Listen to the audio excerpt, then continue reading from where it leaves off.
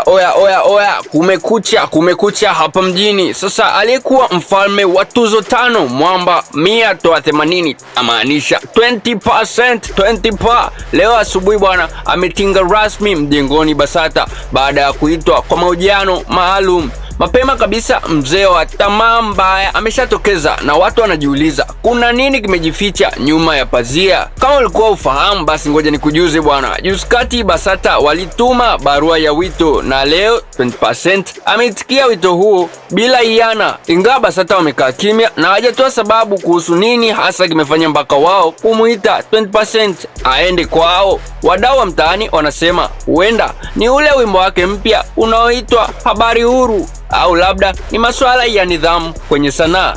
Je, mwamba ameteleza au ndio anataka kurudisha heshima yake? Kumbuka 20% amekuwa kimya kwa muda mrefu na sasa anarudi kwa kasi ya ajabu. Amekuwa akitoa back to back, bang after bang. Mashabiki wanajiuliza Basata wanataka kumkata mbawa au wanataka kumnyosha ili arudi kwenye mstari wa zamani? Maana kila akigusa tu mic lazima watu waongee. Sasa mwanangu, wewe niambie tu, unafikiri 20% anafanyiwa figisu kwa sababu ya kurudi kwake upya, au kweli Basata wana hoja za msingi?